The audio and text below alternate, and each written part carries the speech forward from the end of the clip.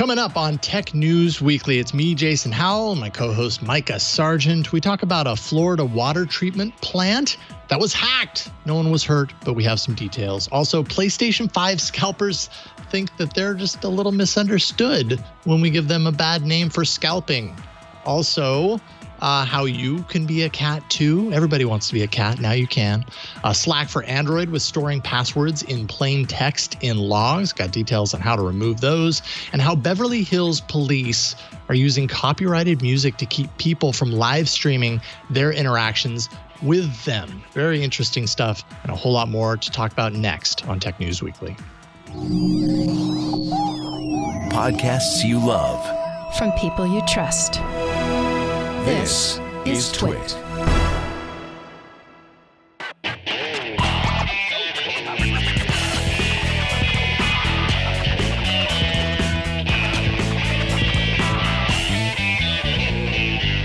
This is Tech News Weekly, episode 170, recorded Thursday, February 11th, 2021.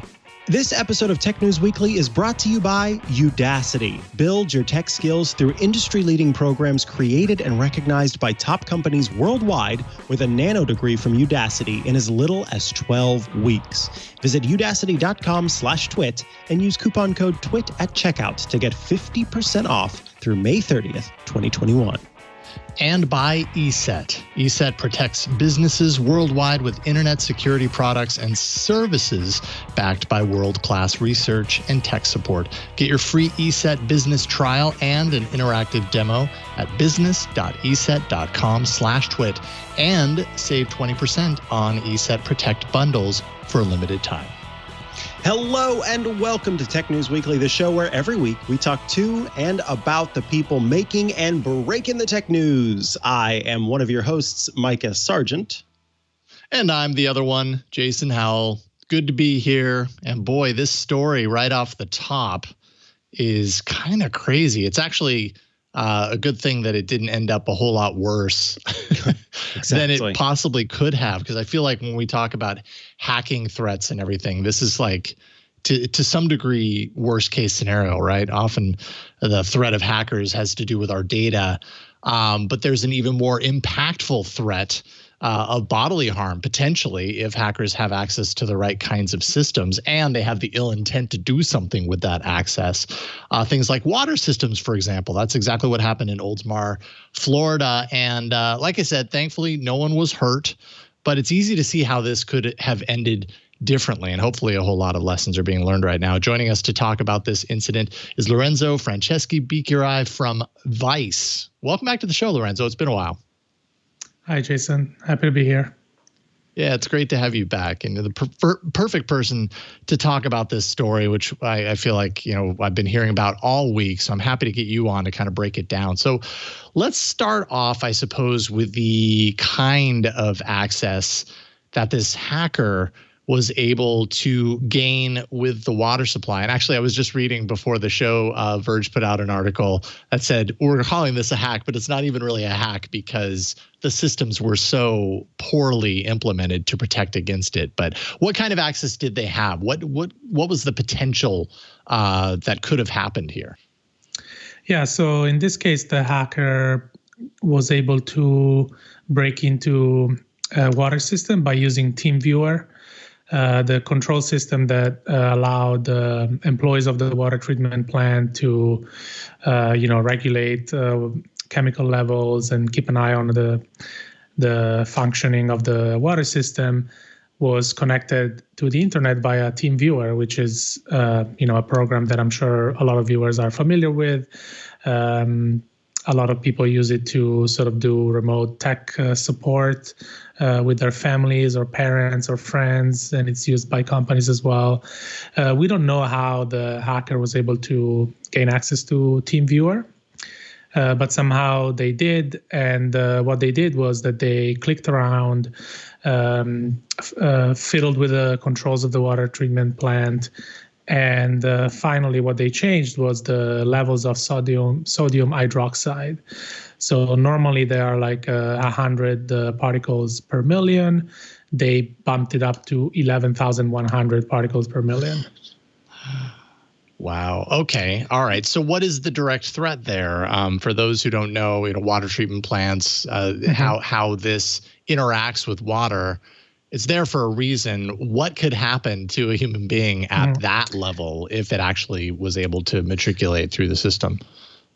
Yes. So the local authorities did a press conference in which they were actually very cautious and very accurate and technically very accurate about what could have happened.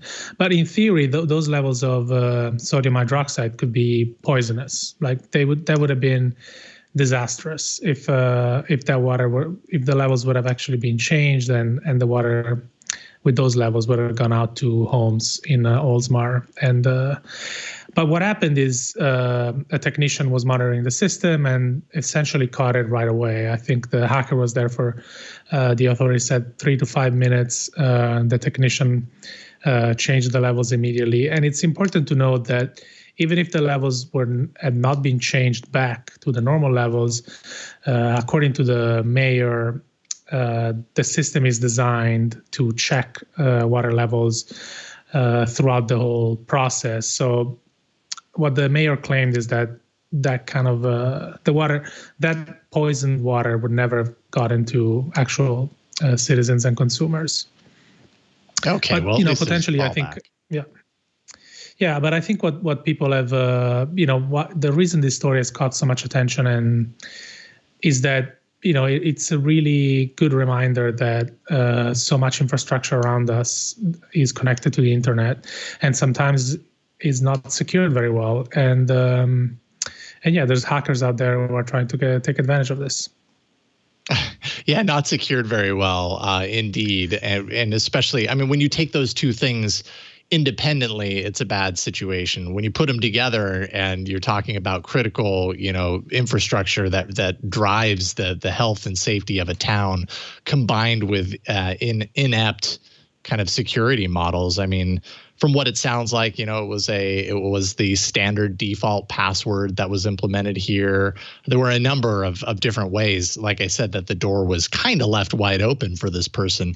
Does it seem like, I realize this person only had access for a couple of minutes, but in a couple of minutes, this hacker was able to go pretty much to the point of, the point of direct impact that would make the biggest impact and control it. Is there any indication that this person was aware of of how to run these systems prior to accessing them, or literally just kind of fumbling their way around and happened to get lucky with, oh, wait a minute, here's the big one? Yeah, so we don't know much about what the hacker did prior to changing those levels. My guess is that since they changed, the level of the sodium hydroxide, they probably knew what they were doing, in the sense that they at least understood that was a potentially dangerous level to change. What I think it's also interesting here is that this attack was not very subtle. The person who caught the attack talked about looking at the mouse moving on his computer, on the computer where he was monitoring the system. So whoever did this was not very subtle, which is good news. But I guess the bad news is that the next time, if a real hacking group, like a real professional hacking group, like Russian government hackers, they may be better at not getting caught. Well, yeah, and also just the sheer fact that this was done at the time of day at which it was done. I don't know how these systems are protected. When it comes to human bodies monitoring the systems, is there always someone there watching the screen to see the mouse moving on the screen? But this happened right in the bright of daylight, from what I understand. So maybe a more competent, let's say, hacking group might choose a time when they're pretty certain that there's less direct monitoring happening in that point. But again, there's the fallback systems that would have protected, and that's at least a little bit better than just having this one switch that would need to be flipped in order to harm people. What could this location have done to better protect its system? I mean, obviously they had a default password. They're using TeamViewer. I guess I'm unaware as far as like how exactly TeamViewer was used in the scope of this particular hack, and how could they improve their behavior and how they use these systems to protect against it. Yeah, so as far as we know, TeamViewer here was used essentially to give full access to the machine, to the computer that was controlling the water plant. So by breaking into this TeamViewer instance, the hacker essentially was, behind the keyboard. They had complete access like any other employee working at the facility, which is bad. Yesterday we spoke with a bunch of critical infrastructure security experts and asked them, what do you think of this? First of all, is it normal to have TeamViewer installed on a system like this? And also, what else, what's the ideal setup? And unfortunately, they said that TeamViewer is actually very common in critical infrastructure, not because it's the right way to do it, but because a lot of small water plant, like the one in Oldsmar, they don't have a lot of technical employees. They don't have information security professionals. They may have IT people, but probably they outsource that. So TeamViewer is sort of like a very easy way to have this functionality. It's remote control functionality. And sometimes vendors install it automatically. As far as like what's the ideal, they could have done several different things. Like the experts we spoke with recommended having, first of all, a VPN as a first step, protected by a password and multi-factor authentication, which basically cuts out any kind of phishing and makes weak passwords not as important. And then have different layers. So the VPN goes to the corporate network. Then there's another step with another password and another multi-factor. And then there's a final step to the interface where you can actually interact with the critical infrastructure. Got it. So this has me wondering how other systems are by comparison. I mean, it's, just talking about the United States alone, there's probably so many similar scenarios or similar areas where there are systems like this that are equally inept, let's say, as far as protection is concerned. How can the people that control these systems be held to task for ensuring that they're protected appropriately? Because in some degree, it just seems like the ball was dropped as far as that's concerned with something so critical like this. Yeah, I think that probably better training at the level of utilities like water utilities, electrical utilities could help. Perhaps there's some regulation here. Maybe the federal government can step in and require certain standards when it comes to remote access to critical infrastructure. And also maybe more responsible vendors. Like if it's true that a lot of vendors in critical infrastructure use TeamViewer as a default, then maybe we need to, someone needs to talk to those vendors and say, hey, this is not appropriate. There's a lot of sensitive systems behind TeamViewer, and that should not be the case. Yeah, indeed. It definitely should not. And hopefully this is one of very few, if not the last time we hear of something like this, although it's hard to think that we won't hear something quite like this. And let's hope that the next time this happens, it's equally as ineffective, because I think in some ways it's good that it happened this way. If it was going to happen, it's good that it happened this way, because it at least alerts people to the possibilities and to the potential danger, and possibly how easy this sort of thing could be for the right person who's very determined and understands the system even better than this particular hacker or hackers had on this. The hacker has not been identified at this point. Is that right? Yeah, the investigation is ongoing. The police said that they have some leads, but they didn't want to say too much. Yeah. If they haven't been careful, I think we'll soon find out who they were. Yeah, indeed. Well, we'll be waiting to find that out. And Lorenzo, really appreciate you taking some time out of your Thursday to join Mikah and me to talk about this story. Lorenzo writes for Vice, motherboard.com.vice, or just vice.com? Vice.com/motherboard, I think. But yeah, there vice.com. I got them all mangled, and I apologize. But Lorenzo Franceschi-Bicchierai, thank you so much, and keep up the great work. Jason. We'll talk to you soon. Thank you. Appreciate it. Thanks very much.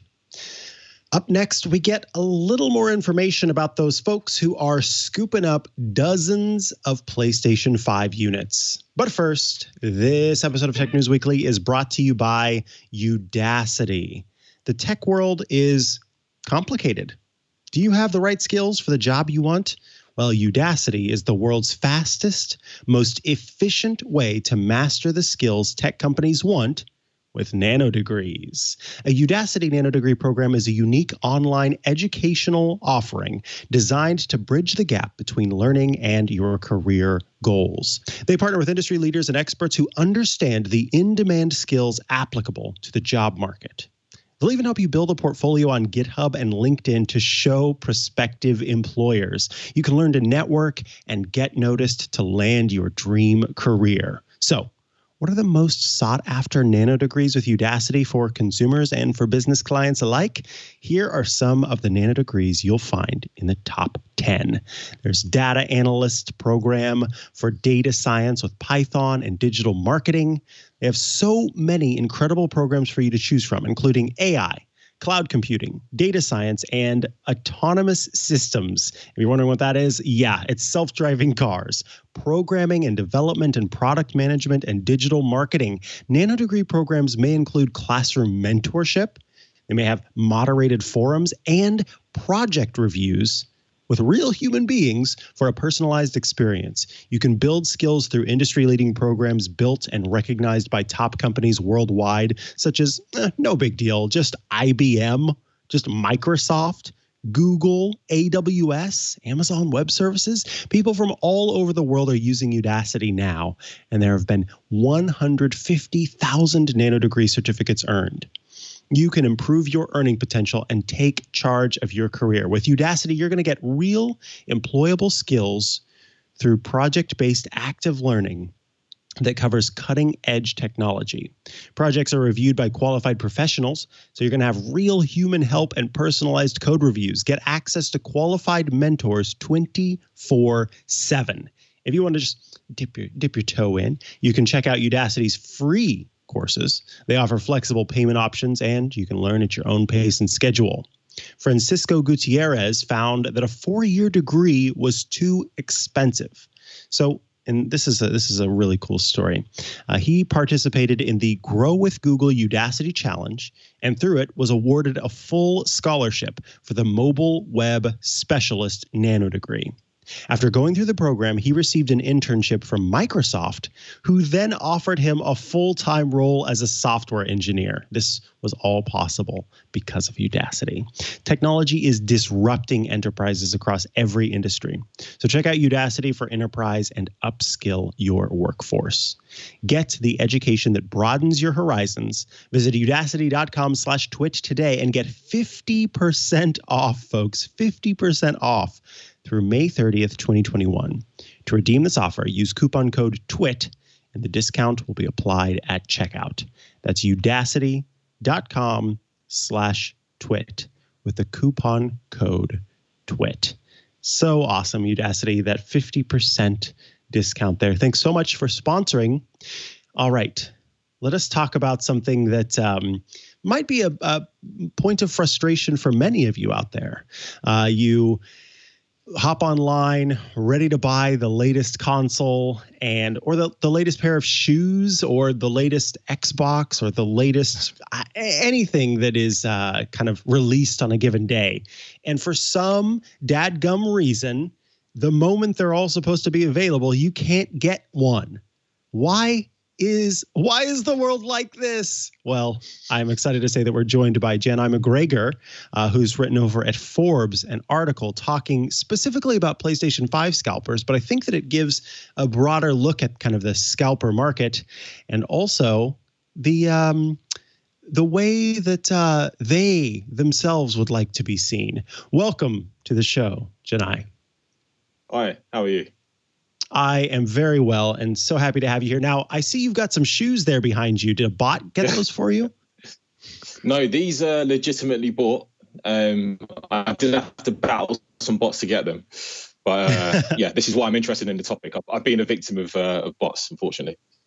Oh, okay, excellent. So yeah, let's kick things off. The PlayStation 5, obviously big console, lots of people wanting it, and you decided to look at the scalpers who are out there kind of claiming the PlayStation 5s.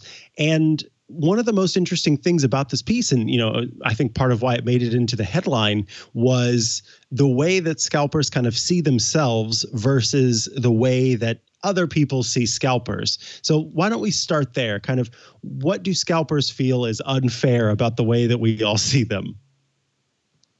Yeah, so it's an interesting one. The scalpers I spoke to, I didn't expect them to take that sort of line, that position, but essentially they're not happy with the public image, their public image. They think it's unjustified that they get such negative press from scooping up all of these PlayStations or any sort of in-demand products. The guys I spoke to basically said that they're helping people in that they're showing them how to scalp themselves and they can make money from doing that. And people might have lost jobs during the pandemic and now making money because of their scalping activities. And they basically said it's no different to a supermarket reselling milk that was bought from a farmer. They think they're just sort of another step in that process. So they think that this is no different to just regular business, and they're not too happy about how people perceive them. Interesting. That milk comparison.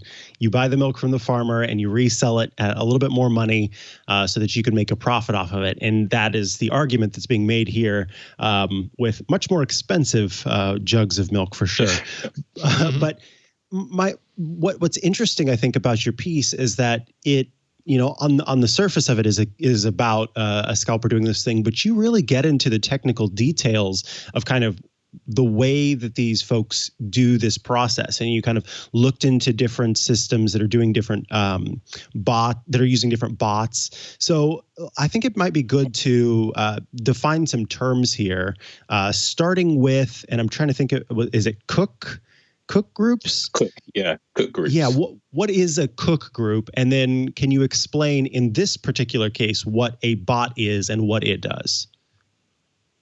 Sure. So a cook group is a group of people. They mostly operate in Discord, but it's basically a group of people that pay to be part of this group and are given special access to updates on when stock is, restocks, they call them. And just it's a small group of people that get information on how to bot properly. That's how it works. In terms of what a bot is or how a bot works, what happens is these bots automatically go through a number of websites selling these products and they buy them automatically. That's it. That's pretty much it. It makes it a much easier process to buy multiple products at once using this bot, and people then go and resell them based on doing this practice. And one of the things that one of the folks that you talked to was explaining is the difference between different types of bots, because one person had completely written a bot for themselves that kind of went to the website and worked through the website to complete the process of buying, while others have figured out a process to kind of skirt the website and go direct to the servers. And it reminded me a little bit of in the United States, the way that the stock market has changed over time, where it used to involve more people, actual human beings, writing things down and getting things. And over time, it's become computers just talking back and forth to computers, and how that has sped up the process. So, scalping, I can pretty much say has been around for a long time, because we've been used to it in the ticket market, where lots of people will buy up tickets before a concert and then try to sell them the night of. But what kind of, in looking into this, is the process of going direct to the server as much as possible, is that new? And if it's not new, kind of what are folks learning about it to kind of mitigate that, to stop folks from being able to go direct to the server as opposed to going to the website as a human being? Are there things in place that keep these bots from working? It's not.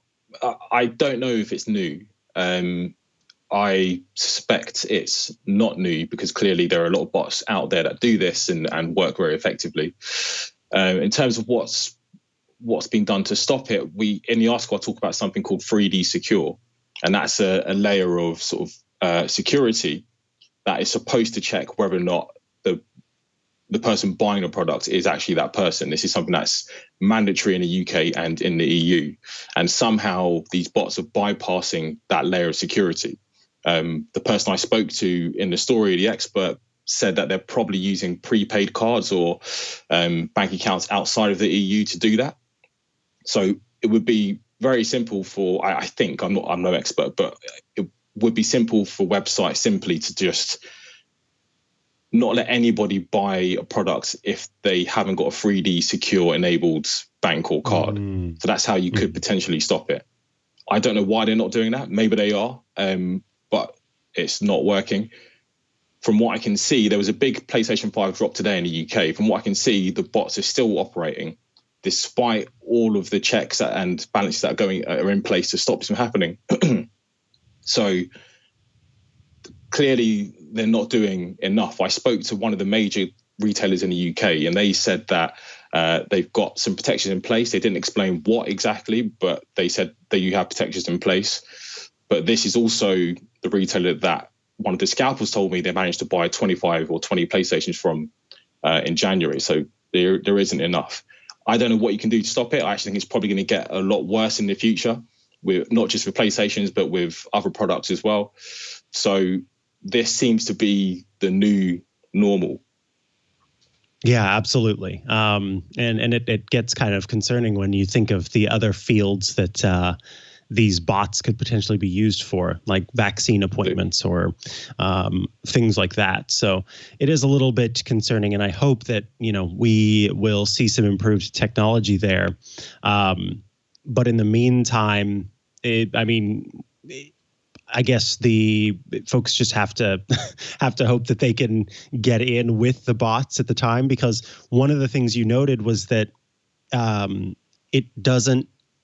I think it was a quote that it doesn't seem like these companies that are selling these products care all that much about the process, because they will release the product at odd times and the schedules don't quite make sense. So from what you have seen, outside of these protections that they're not talking about, are companies not doing a whole lot from their end to protect against these bots?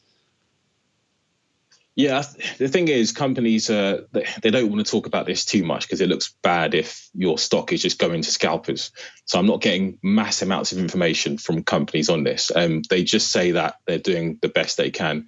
I couldn't possibly comment on whether or not they're doing enough. That's for a pundit to talk about, I guess. But clearly, I think I read a stat, maybe 12% of PlayStations have been bought by scalpers. That's a lot. I think Sony have shipped millions, so that's a lot. Are they doing enough? I really don't know.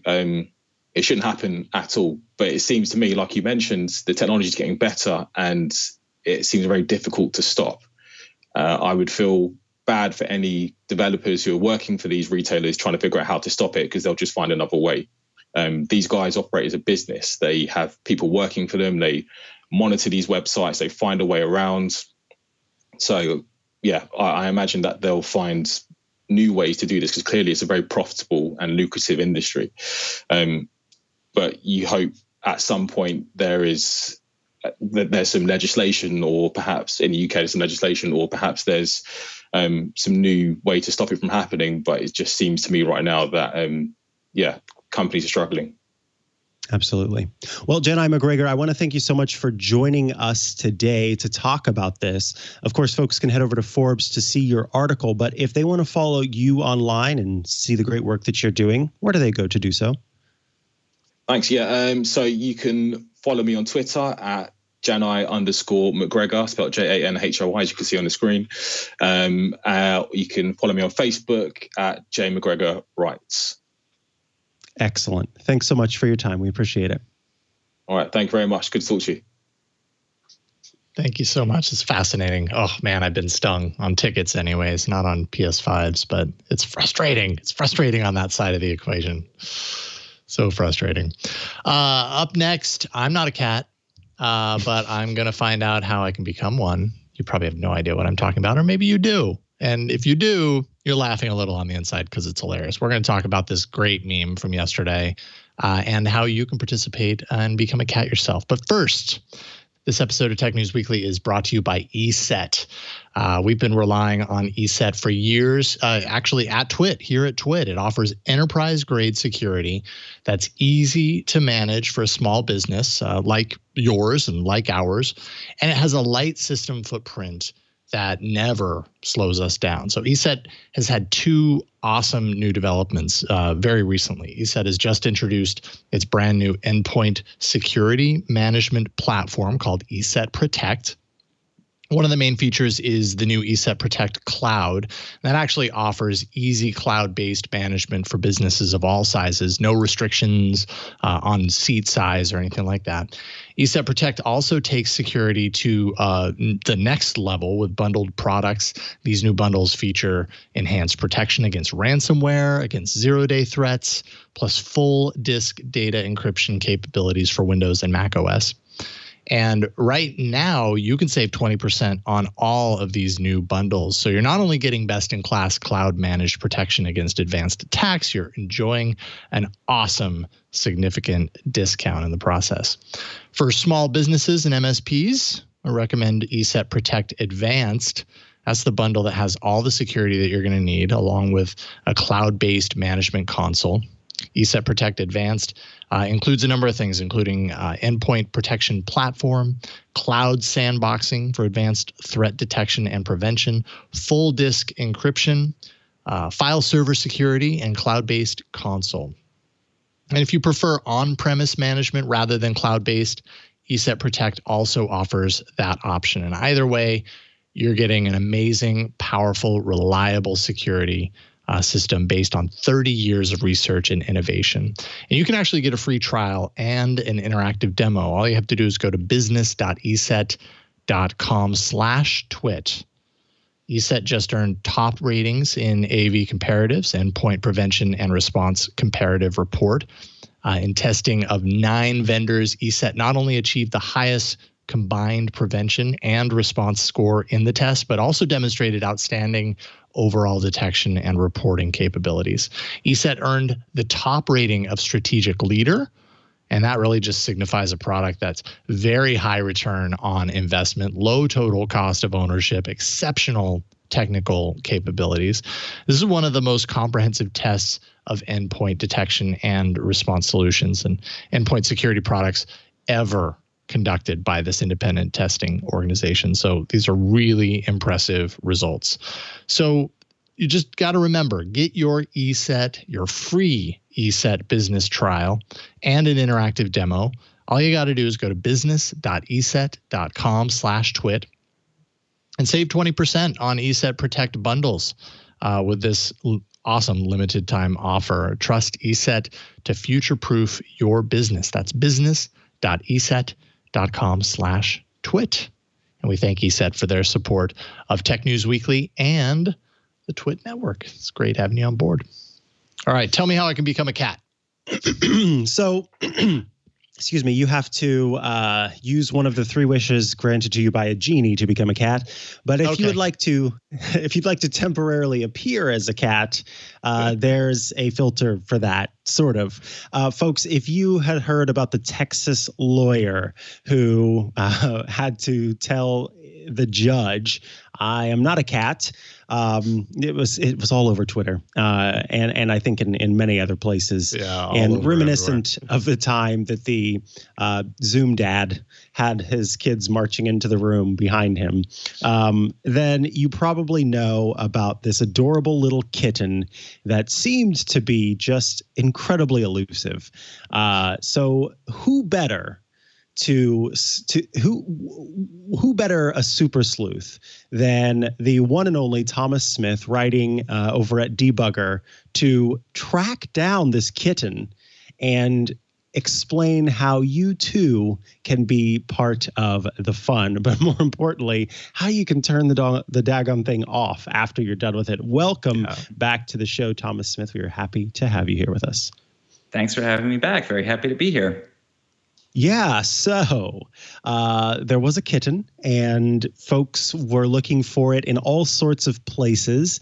And you have this great article kind of walking through your own investigation to track down where in the world this kitten came from. So can you tell us a little bit about your journey and where you eventually discovered the cat? Absolutely. Yeah. So, as soon as I saw this trending on Twitter, I knew this was something Debugger was going to be all over. This is kind of right in our wheelhouse. And sure enough, within maybe an hour or two after this started to trend, I got a message from my editor saying, can you track down what was used for this, what happened here? And by the way, we need a draft in an hour. So it became this sort of all hands on deck, the whole team, 2 different editors. We were all working together, trying to figure out what had created this incredible Zoom fail. And we figured out that, it was some kind of a filter. It wasn't a filter directly in Zoom. There are filters in Zoom.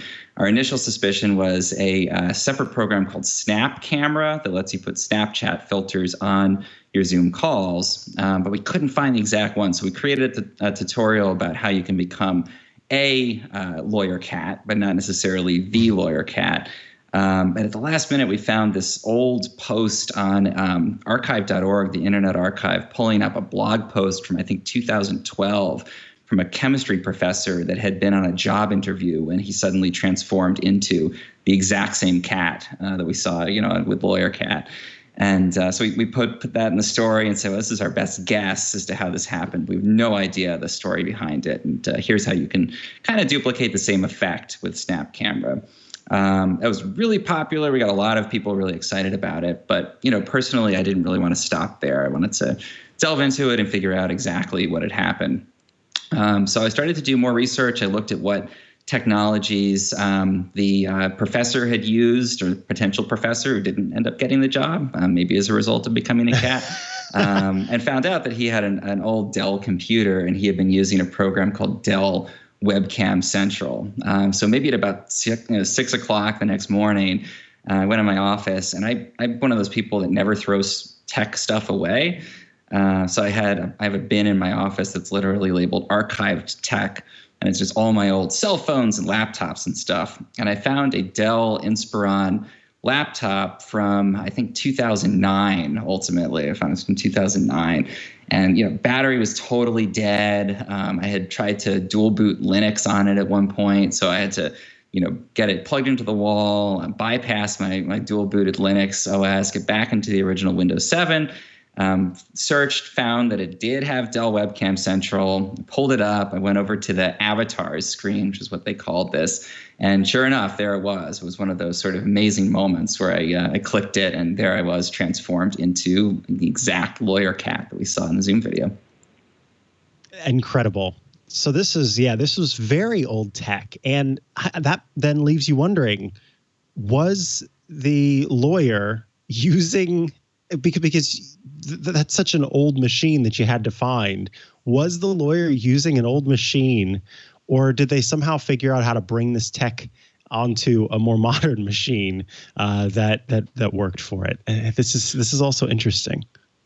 Yeah, well, so Rachel Metz at CNN was also covering the story. Again, we had a lot of great journalistic minds, working together on this. And as I've said in my story, I fully expect the Pulitzer Committee is going to be calling at some point. But we were all sort of working on this, and she took the approach of going directly to the source. And in her story that came out yesterday, she actually did an interview with Mr. Ponton, the attorney who was affected here. And he said that in that story that he did have an old Dell computer. He had actually driven, I think, across Texas to use his assistant's computer. And it was likely an old Dell. And what I found in delving into this a bit more is that with really old Dell computers like my laptop and certain Dell monitors with an integrated webcam, This actually serves not only as your webcam software, but also as the driver for the webcam itself. So if you put this avatar on or you mistakenly, switch it on, it actually seems to apply the effect at the level of the driver. So the video feed that it's handing off to Zoom or to another platform is actually passing through this filter at such a low level that it's not like you can go into Zoom and press a button and switch it off. It kind of becomes your webcam feed. So as much as people were saying, oh, why didn't he know how to switch this off? And, he must not have known how to use the tech. I think if I was appearing in court and this suddenly happened to me, I wouldn't think, oh gosh, it's my, my ancient webcam integrated into my monitor. The driver for it has this weird avatar, that's built into its program. I better go in there and disable it. And the other thing that I found in starting to do this more and more, and actually have the laptop with, I don't know if it'll fit in the screen here, but I've got Lawyer Cat here. I just leave it open now, and it kind of does that over in my office. But one thing I found is that it's almost impossible to switch the filter back off. There's no clear off button. You have to go into a different menu and then select a different setting in order to switch Lawyer Cat off once you've enabled it. So it doesn't surprise me that he had it on for so long. It actually surprises me that he only had it on for 45 seconds, because I know it took me probably a solid 2 minutes to figure out how to switch this thing off. Yeah, that's troubling, especially when you're trying to have a very serious conversation with your lawyer. I wonder I wonder the age of the assistant that he had to go to, because again, it's a fascinating thinking about a filter that's that long ago, had to go to that computer to get it set up, and if it was something that got turned on so easily, and as you point out, difficult to turn off once it's turned on, which a lot of these modern technologies don't do. But let's talk a little bit about kind of etiquette in general, because I do think, and I'm curious, as you have lived through this pandemic as well, if you have seen the etiquette of these online calls kind of change over time, where at first we were all, suit and tie and everything in the shot was perfect. And then I don't know about you, but I've seen, colleagues kind of get a little bit more, some of them were comfortable from the get-go, but some more of them getting more comfortable as time goes on and displaying little faults in the, in the ether, as it were, where there's stuff in the shot and it's not as important.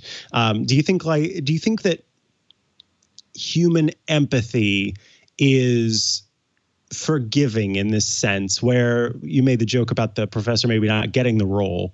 The lawyer and the judge, they seemed to, at least at first, kind of just roll with the punches. Do you think that that's a normal thing these days? Yeah, one of my favorite parts of the video is where he says, I can just proceed like this. Like he's ready to testify in court. They're probably under oath as a cat if they need to do that. And I think that, that highlights one of the things that's so great about the video, and one of the things that makes it so funny is that they just keep going. They're trying to be unfazed by this. And in one of the interviews with the judge who was presiding there, he said that he really had a lot of respect for how everybody involved kind of preserved the dignity of the court, despite the fact that this cat had shown up. And, they didn't just start cracking up or anything. They just really kind of kept going with it. And I think that highlights that, even if you're in a virtual space, it's more about the behaviors when you're there. If you're in a physical courtroom, there's nothing about that room that makes it special. It's the way that people behave there. And likewise with a Zoom courtroom, people treated the situation with a lot of dignity, even though it was just such a bizarre thing to have happen. And I think that's, overall reflective of the fact that these virtual spaces that we're in are similar to physical spaces in a lot of ways, and that it's more about how we behave when we're there than it is about, whether we're a cat or what the space looks like. So I think that's interesting. I think also that, and also part of why it was so funny, because they were just so completely serious for the whole thing. I think, one thing I've noticed as a trend over the course of the pandemic is that in the beginning we saw a lot more, backgrounds, virtual backgrounds, people applying like beauty filters that would, kind of filter out and straighten up your face.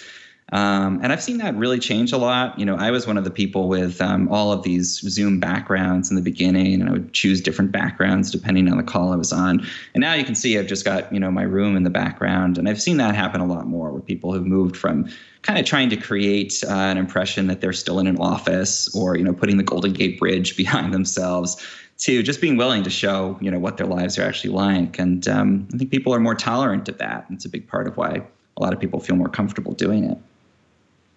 Makes sense. Well, Thomas Smith, I want to thank you so much for doing this research for us. Very important work being done, and we appreciate that. And we appreciate you sharing it with us. If folks want to follow you online, where can they go to do that? Well, you can read both stories at debugger.medium.com, and you can always follow me at TomSmith585 on Twitter. Excellent. Thank you so much. We appreciate having you back. Thank you for having me. Always a pleasure. Alrighty, folks. Up next, our stories of the week. All right, Jason Howell, what is your story of the week? Mine is really, it's just kind of like a note of caution, basically. If you happen to be a Android user, A, and a Slack user, B, then you may have gotten an email out of nowhere that could be mistaken for some sort of like phishing email. And I if I got this email, I totally probably would have thought the same thing, very out of the blue, asking you to update your password and everything. It's apparently it's legit. The folks at Android Police actually wrote about this. They reached out and had been communicating with Slack a few times to ensure that this email that's going out to a small subset of users, of Android users, is legitimate. Slack says it is. And basically what was happening here is that the Android app for Slack on a certain number of devices was storing login credentials in plain text on the device. So I don't know that it was necessarily transmitting this log over the internet, but I think it was, it was creating this log on the device. If someone knew that that log existed and had the ability or the wherewithal to access the device and pull off that log file, they would then have access to login details. So Slack has apparently already deactivated the specific version of the app that was actually doing this. So from my understanding, if Slack is working on your device, then it should have already been updated. Essentially, they've deactivated the broken one. And if you got this email, because it obviously it doesn't apply to every Android Slack user, although you could be super cautious and just change your password just to be certain that you're in the clear. But if you happen to get this email, Slack encourages you to wipe the Android app data, which will essentially get rid of that log and kind of start you from scratch. You might have to log into your app again, but it'll make sure that that plain text log doesn't still exist on your device, which can be very easy to have happen on an Android device. I've seen so many instances where these apps leave behind a trail behind them long after even the app is uninstalled. So it's kind of, I think Android and Google has made that, go away Google, has made that better over the years, but still it happens. Some of that cruft is left behind and you kind of have to do some of the cleanup yourself if you know about it. So they say go into the app settings, or rather settings, then apps, then Slack. And there's a storage section in there where you can clear data and storage. And like I said, when you do that, you're probably going to have to log back in to Slack. But kind of a pain in the butt. I don't know if this happens on iOS, but and I honestly haven't seen this particular situation happen on Android to any great degree. But I saw this caution and thought, yeah, there's probably a lot of people out there who could benefit from this. And sometimes people are just overly secure, even if it doesn't affect them. It doesn't bother them any when they know about something like this, to just go in there and be extra careful and change the password and do this just to be absolutely sure that they're protected. So there you go. just a little word of caution, I suppose. I think one of the bits of advice that I was given, and I can't remember who said it. It may have been Leo Laporte. It may have been Steve Gibson. It may have been a random person that's not either of those people, but whoever it was, they very smartly said, anytime you see, I think it was Steve Gibson, anytime you get an email that has you should change your password for X, Y, or Z reason. And regardless of whether you can confirm it's legit or it's not legitimate, whether it's sus or it's not sus, for those of you who play Among Us, the best thing that you can do is you get that email and you go, okay, right. And then you go to the website for that service and you go through the password change process there. So you initialize it, you initiate it, you make that happen. And the same goes for app updates. Some app pops up randomly, especially Adobe apps, because Adobe Flash used to be a great way to get people to install bad software on their computer because they thought it was a Flash update and it ended up being something else. Go to the website, find the latest update, and get it that way versus just clicking on some random prompt or clicking on the email that may not take you to the right place. And so I've always used that as a way. So I, go to the site, I get an email that says, okay, these accounts have been breached or whatever. And instead of clicking on the link right there, even if it says insert breached service here, I'll still just go to the site, log in, I'll get that prompt, and then I'll do it that way. So that way you can be sure absolutely that it's coming from the right place and that you are the one kind of initiating the process. Yeah, that's awesome advice. Clicking that link, whether it's official or not, I mean, that's just the reality of where we're at as far as phishing emails are concerned. They look incredibly convincing. So if you're just kind of in the habit of just yourself using an email like that as a reminder to then open up a new window and go into it yourself instead of using the little shortcut that they give you, then you're probably doing just a little bit more work. It's probably a tiny bit more difficult than it would have been clicking that link and going directly to the settings page once you log in. But it saves you, if you're in the habit of doing that, on all of the emails and the potential phishing attempts that might ever happen to you if that's just your process, because it really doesn't take that much time to open up a new window and log in. And you know that you're protected when you do that with that certainty. Why wouldn't you? So it's a really great reminder. Absolutely. Yeah. As for my story of the week, I found this really interesting, also from Vice. There was a police officer who was playing Sublime's Santeria, and the situation is interesting. So I want to read some of this because I think that it helps to inform kind of what's going on here.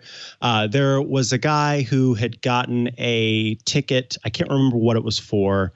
From an incident in which he received a ticket he felt was unfair. So he went to the police department, the Beverly Hills Police Department, and submitted the necessary forms in order to get the body camera footage from the incident so that he could help to kind of dispute it. Devermont is the guy who went there, happens to be a well-known LA area activist and does live stream protests and interactions with the police, has 300,000 followers on Instagram. So as he went in, he went ahead and streamed this visit as he normally would. And what was interesting is that and this is noted in the Vice article, it's a mostly cordial conversation between Devermont, who's there to get the body cam footage, and the Beverly Hills Police Department Sergeant Billy Fair. And the conversation starts out cordial and okay, but then Sergeant Fair sees that Devermont is live streaming the interaction, and the sergeant asks how many people are watching, and Devermont replies with just the word enough. How many people are watching? Devermont says enough. Well, at that point, Fair doesn't ask questions and doesn't say anything at all. He instead pulls out his phone and finds a song and starts playing. And he turns up the volume and is just looking at his phone and sits there silently while he looks at his phone and plays Sublime's Santeria. So the whole time this song is playing, he's not speaking, and then the conversation goes on. So what the thought here is, it's an attempt to get the algorithmic recognition of songs, of copyrighted music, to basically shut down a live stream or shut down footage that gets posted afterwards. We here at Twit are well familiar with, if you play YouTube videos that are kind of plugged into the system, or play songs that are kind of plugged into the system, then pretty quickly you get that video pulled. That video doesn't get to stay up on YouTube, for example. But in other places, those rules and guidelines are a little bit different depending. And so the thought is that these folks are aware of the fact that copyrighted music can kind of get in the way and get these things pulled or get them to stop streaming. And so the police officer is using this as a way to stop it. But Vice notes that in May of last year, in May of, I guess that'd be 2020 now, Instagram clarified its policies on including music in live streams and began to advise people to only use short clips of music and to ensure that there's a visual component to videos. So basically, don't just play audio as the primary purpose of the video. Instagram declined to comment on this specific video. However, a spokesperson told Vice News that our restrictions take the following into consideration: how much of the total video contains recorded music, the total number of songs in the video, and the length of individual songs included in the video. Under that rubric, Devermont's video should be fine since it's just one song and is purely incidental. So it seems that Instagram, it wouldn't have broken Instagram's rules, but the Sargent doesn't necessarily know that. And one of the things is that algorithms to humans seem very inconsistent. And so it could be that sometimes that works, sometimes it doesn't. But more importantly, kind of the bigger picture here is looking at this as a means of kind of shutting down streaming of situations. And we've not only seen this from the side of a police officer, but also from protesters who will, in counter protest, start playing copyrighted music over the top of certain protests with the intent of making it so that those videos don't get to proliferate. And I just think that above anything, or more than anything else, this speaks to an interesting problem that needs a solution, if that makes sense. There's kind of something rather interesting here in terms of kind of trying to figure out how we go forward and what we do, what these services do to sort between, kind of these incidental fair use cases versus just somebody playing a straight up stream of an album on Instagram or elsewhere. Yeah, this story was fascinating. I think what's interesting to me about this also is that this police officer's attempt to shut this down was ineffective, and in fact, it's more an example of the Streisand effect, where now as a result, it's gained far more attention than it might have had this not become a dust up, in the way that it is. But I don't know how you get a system to be able to identify intent for using music in an algorithmic sort of way. But I completely agree that there needs to be some sort of attention paid to this because it just feels devious and wrong to be able to do that. And this isn't the only example of that happening, like you mentioned, but there's also other examples in this Vice article of that happening with the Beatles in my life. And when you're talking about, copyright infringement and the copyright hammer, coming down, the Beatles is just one of those bands with incredibly easily identifiable music that is that rights holders are very happy to clamp down on in a moment's notice. And yeah, it's just crazy to see this as a solution. One of the videos, the person asks the officer about the music, and the officer's like, "Oh, do you like it? It just feels devious." It's like, no, why you're playing it. Just stop. Yeah, exactly. And especially because the fact is, speaking from a place of experience, these folks are not live streaming these situations for some purely, subversive purpose. Right. That's not the reason for doing this. It's to feel more safe because there are witnesses for the interaction. And it's sad that even has to be the case in the first place. But I too have a shortcut on my phone that if were I to be pulled over by a police officer would allow the situation to be recorded and sent to specific people in my contacts and also uploaded to the cloud, to my Dropbox folder, for the purpose of making sure that in the event that interaction doesn't go the way that one would expect it to go, which is, A-okay as it should, then that information is there. And so I remember it was Chicago rapper Chance the Rapper. He and his wife were driving and had been pulled over, and they were both kind of like, why are we even being pulled over? We were going the speed limit. We don't have a taillight out, et cetera, et cetera. And so Chance the Rapper started a live stream on, I think it was Instagram, somewhere else maybe, I don't remember. And the first thing he said was, "Hey, this is what's going on.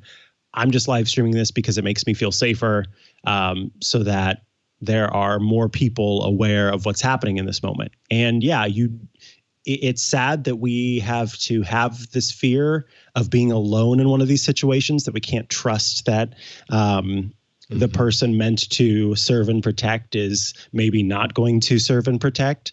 But the fact is that there is that fear, and there's a reason that fear exists. And so, yeah, whenever you see somebody taking it lightly like that, and, "Oh, do you like the music?" And yeah, it's really gross, and it's not good.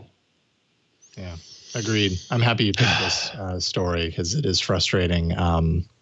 It's frustrating. But also just fascinating how technology, on one hand, technology is created for certain things, and then as it evolves, ends up being created for good and for bad, almost being weaponized to a certain degree. In this case, feels like so. Technology is a crazy thing. I don't know how they protect against this, and I also don't know what if you're doing an Instagram live stream and you do play music, what does it do? Like, what are the automatic systems do? Do they just suddenly cancel the live stream, like stop it for viewers? Is that what it is? Because I know about this through like posted video, but not through live. If we were broadcasting music on YouTube, would YouTube suddenly shut down our YouTube stream? I don't even know that would happen.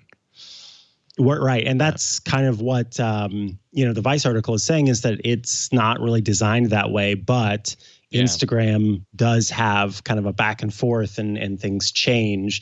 And that's because it's an algorithm, sometimes it doesn't work how we expect it to. So, depending on what live stream service is being used, it may get pulled if it's live, and others it will stream. And so I think that from the police officer side, it's probably more just might as well do it, because at the very least, it would be hard to post the footage afterward, even if folks watching it live. Because if you think about it, viral video is almost always something that's posted versus something that happens live, because the people watching live are in most cases not recording that live footage. So is it easier to, sort of, okay, well, the live video, I can't do anything about, but I can make sure that this doesn't get shared afterward. Of course, you can just turn down the volume or remove the audio during the portions that are and sort of caption it or something. I don't know. But then again, you have that situation of like, well, then it's not proved. So it's a back and forth for sure there. But it's no one has confirmed that is what the police officers are doing, but it's hard to not think that that's what the police officers are doing. I'd love to hear what the alternative explanation for it is. Exactly. Don't take it from me. Don't take it from Jason. Go watch these videos for yourself, and you can make your own informed decision on what is happening.